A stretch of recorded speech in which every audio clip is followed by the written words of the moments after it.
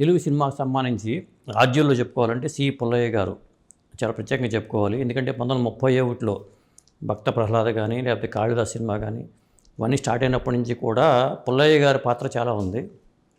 మరి పుల్లయ్య గారికి కుమారుడు సిఎస్ రావు గారు, సిఎస్ రావు గారి సతీమణి రాయసులోచన గారు, వీళ్ళంతా సినిమా రంగంలో మొదటి నుంచి కూడా సేవలు అందించిన వారే.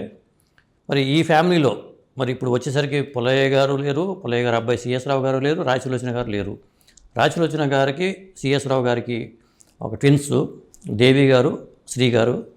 మరి వీళ్ళిద్దరి గురించి ఇప్పుడు వీళ్ళిద్దరూ శ్రీ యుఎస్లో ఉంటారు, దేవి గారు చెన్నైలో ఉన్నారు. ఈరోజు మన గెస్ట్ దేవి గారు. అసలు సిఎస్ రావు గారి గురించి కానీ లేదా సి పుల్లయ్య గారి గురించి కానీ చిన్న ఏవి ద్వారా మనం చూద్దాం. ఈ సృష్టికి మూల పురుషులుగా బ్రహ్మ, విష్ణు, మహేశ్వరులను ఎలా చెబుతూ ఉంటామో తెలుగు సినిమాకు కూడా ముగ్గురు మూల పురుషులను ప్రముఖంగా పేర్కొనాల్సిందే. వారే రఘుపతి వెంకటరత్నం నాయుడు గారు, చిత్తజల్లు పుల్లయ్య గారు, హెచ్ఎం రెడ్డి గారు.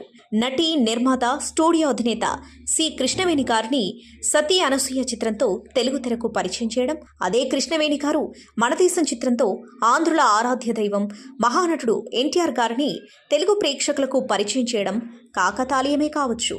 కాకినాడ వాసి అయిన సి పుల్లయ్య గారు కోల్కతా వెళ్లి ఫిలిం లాబొరేటరీలో ఉద్యోగంలో చేరడం ఏంటో, 1921లోనే భీష్మ ప్రతిజ్ఞ అనే మూకీ సినిమాకి సహాయకుడిగా పనిచేయడమేంటో, సినిమా థియేటర్ల నిర్మాణాన్ని ఓ ఉద్యమంలా చేయడమేంటో, చివరికి నిర్మాతగా, దర్శకుడిగా మారడమేంటో అంతా చిత్ర విచిత్రంగానే ఉంది.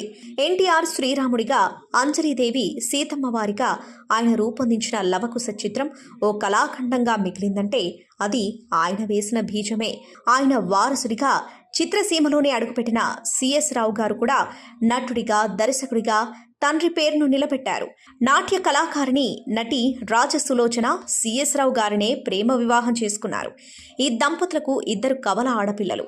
సిఎస్ రావు గారి శత జయంతి ఉత్సవాల నిర్వహణ బాధ్యతలను వారి కుమార్తెల్లో ఒకరైన దేవి కృష్ణ చేపట్టారు. సి పుల్లయ్య గారి దర్శకత్వంలో రూపొందించిన ఎన్టీఆర్ చిత్రాలు లవకుశ, దేవాంతకుడు, పరమానందయ్య శిష్యుల కథ, భామ విజయం చిత్రాలను ఇప్పటికీ ఎవరూ మరిచిపోలేరు. ఇక ఆయన కుమారుడైన సిఎస్ రావు దర్శకత్వంలో దేశోద్ధారకుడు, ధనమా దైవమా, జీవిత చక్రం, పెత్తందారులు లాంటి చిత్రాలను రూపొందించారు. ఇక నటి రాజసులోచన తెలుగు, తమిళం, మలయాళం, హిందీ భాషల్లో దాదాపు 300కు పైగా చిత్రాల్లో నటించారు. ముఖ్యంగా ఎన్టీఆర్తో పెంకి పెళ్ళాం, రాజమకుటం, సొంత ఊరు లాంటి చిత్రాల్లో ఆమె ఎంతో ప్రాధాన్యమున్న పాత్రలను పోషించారు. ఇంకా ఆ కుటుంబ విశేషాల గురించి వారి కుమార్తె దేవి కృష్ణ ఏం చెబుతారో చూద్దాం. ఏవి చూశారు కదా, ఇప్పుడు మన దేవి గారితో మాట్లాడి అసలు వాళ్ళ ఫ్యామిలీ విశేషాలని తెలుసుకుందాం. నమస్కారం అండి. నమస్కారం అండి. నిజంగా చెప్పాలంటే రాజసులోచన గారిని ఇంటర్వ్యూ చేద్దాం అనుకున్నాను కానీ నాకు అవకాశం రాలేదు. ఎందుకంటే మా జనరేషన్ వచ్చేసరికి మేము ఇంకా అప్పుడు రాజసులోచన గారిని నేను చూశాను. హైదరాబాద్ తరచూ వచ్చేవాళ్ళు. లలిత కళాతోరణంలో నంది అవార్డు ఫంక్షన్కి వాటికి వచ్చినప్పుడు కూడా నేను దూరం నుంచి చూశాను. ఓకే. రాజసులోచన గారిని నేను చూడగా అక్కడ కలవకపోయినా కానీ, ప్రత్యేకంగా కలవకపోయినా కానీ వాళ్ళ అమ్మాయిగా ఇవాళ మీ ఇంటికి వచ్చాను. అసలు మీ ఫ్యామిలీ బ్యాక్గ్రౌండ్ కానీ ఏంటంటే ఎక్కడి నుంచి వచ్చారో, అసలు ఏంటి మీరు విజయవాడ అంటారు, రాజసులోచన గారిది విజయవాడ అంటారు అమ్మగారిది. అవును. సిఎస్ రావు గారి గురించి అందరికీ దాదాపు తెలుసు. ఏంటండి విశేషాలు అసలు? అదే first thank you so much నన్ను పిలిచి ఈరోజు ఇంటర్వ్యూ పిలిచినందుకు. Where do I start? తాతగారు సి పుల్లయ్య గారు ఎక్స్ట్రీమ్లీ పాపులర్. ఎందుకంటే ఆయనకు ఒక టైటిల్ ఉండేది, father of the Telugu movement అని. 1934లో ఆయన ఫస్ట్ మూవీ పిల్లలతో తీశారు. సో అక్కడి నుంచి ఆయన జర్నీ స్టార్ట్ అయింది. సుమారు ఒక 20-30 మూవీస్ తీశారు ఆయన. సో సి పుల్లయ్య గారు very popular, known as Trinity of Telugu cinema. ముగ్గురు ఉండేవారు, హెచ్ఎం రెడ్డి, రఘుపతి వెంకయ్య, సి పుల్లయ్య. వీళ్ళు ముగ్గురు వలనే ఈరోజు Kollywood industry is flourishing. So ఆ ఒక గ్రేట్ మహానుభావుడికి సిఎస్ రావు పుట్టినప్పుడు ఆయన బాగా చదువుకున్నారు, బిఏ లిటరేచర్ కాకినాడలో చేశారు. బట్ ఫాదర్ డైరెక్టర్గా ఉన్నారు కాబట్టి గ్రాడ్యువల్లీ ఆయన అసిస్టెంట్ డైరెక్టర్గా చేరి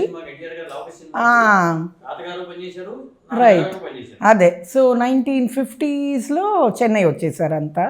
అండ్ అసిస్టెంట్గా పనిచేసి ఎస్ఎస్ వాసన్ గారు, ద గ్రేట్ మూవీ మొగల్, ఆయన దగ్గర అసిస్టెంట్గా పనిచేసి లేటర్ ఆన్ ఆయన ఫస్ట్ మూవీ తమిళ్ మూవీ పొన్ని అని ఒక 1951లో.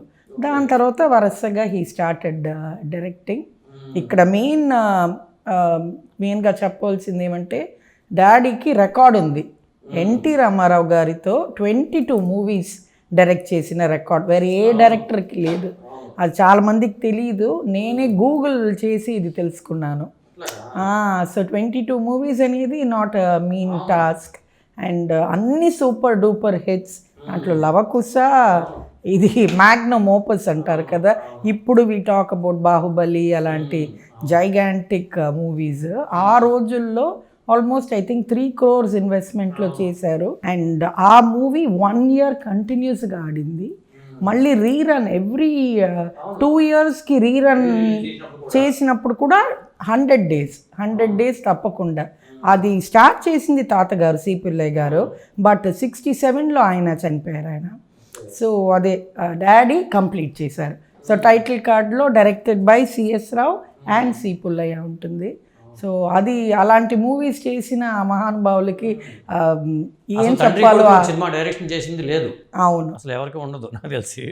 అది కంటిన్యూ చేయటం, పాటలు, ఆ పద్యాలు, ఆ పిక్చరైజేషన్ అది వేరే లెవెల్ అనమాట. సో ఇప్పుడు బిగ్ మూవీస్ గురించి చాలా చెప్తారు, బట్ ఆ రోజుల్లో సోషల్ మీడియా లేదు, మనకి ఏది లేదు. బట్ స్టిల్ ఆ టైమ్స్లో కూడా అది అంత ఒక రీచ్ ఇచ్చిన ఒక గొప్ప మూవీ అని ఇప్పుడు తలుచుకుంటే కూడా టీవీలో. మీ నాన్నగారు ఏంటంటే నటుడుగా చేశారు, డైరెక్షన్ చేశారు. డైరెక్షన్ రామారావు గారితో అదే 22 దాంట్లో చాలా పాపులర్ అంటే ఏకవీర, కంచుకోట, మంచి మనసులకు మంచి రోజులు, చాలా ఉంది, వాల్మీకి, టైగర్ రాముడు, అంటే బ్రహ్మాండమైన మూవీస్, అమేజింగ్ సాంగ్స్, స్క్రిప్ట్ అన్నీ. డాడీకి అది ఆయనకి ఒక టైటిల్ ఉండేది స్పీడ్ డైరెక్టర్ అని. ఒక మూవీ 30 daysలో చేయాలంటే 30 daysలో he will complete the movie and hand it over. ఒక్క నిమిషం కూడా వేస్ట్ చేయరు. మొన్న కూడా ఆయన శత జయంతి ఇక్కడ చెన్నైలో చేశాం, 100 years. అప్పుడు వచ్చిన గెస్ట్స్ అంతా ఇదే మాట్లాడారు. వాళ్ళ మెయిన్ ఇది ఆయన డిసిప్లిన్, ఆయన క్రమశిక్షణ. ఆయన ఏంటంటే రామారావు గారికి మీ నాన్నగారికి 1 year తేడా. ఆయన 23లో పుట్టారు. ఓకే, రామారావు గారు అదేనేమో ఇద్దరు బ్రదర్ అని పిలుచుకున్నారు. 28, వెరీ క్లోజ్. 24 కదా మీ డాడీ. Correct 24 May. ఇన్ఫ్యాక్ట్ మా హౌసెస్ కూడా ఆల్మోస్ట్ టీ నగర్ అనే ఏరియా, టీ నగర్ ఇక్కడ చెన్నైలో. ఆయన ఇల్లేమో ఫజుల్లా రోడ్, మా ఇల్లేమో జిఎన్ చెట్టి రోడ్. సో పక్కన అండ్ రెగ్యులర్గా మీట్ చేసుకునేవారు. Other than cinema they were very close friends. అదే బ్రదర్ అని పిలుచుకునేవారు. అండ్ రామారావు గారు మిస్సెస్ మా ఇంటికి బొమ్మల కొలు కానీ, ఒక దీపావళి, సంక్రాంతి అలాంటి ఫంక్షన్స్కి మా ఇంటికి వాళ్ళు వచ్చేవారు, మేము అక్కడ వెళ్ళేవాళ్ళం. అండ్ రామారావు గారి లాస్ట్ డాటర్ ఉమా నా క్లాస్మేట్ స్కూల్లో. అవును, ఉమా మహేశ్వరి. సో అదే after school we last touch, but such a great personality, icon. ఆయన లాంటి ఒక మహానుభావుడు, ఒక కారణ జన్ములు ఎవ్వరు ఇండస్ట్రీలో నాకు తెలిసి he is a gift to the film industry. So very blessed. మీ అమ్మగారు కూడా రాజమకుటంలో ఆయన రాజమకుటం, అవును, చాలా సడిసేకు గాలి. ఆ పాట ఇప్పుడు విన్నా కూడా ఒక soothing melody and great movie. అవును, అదే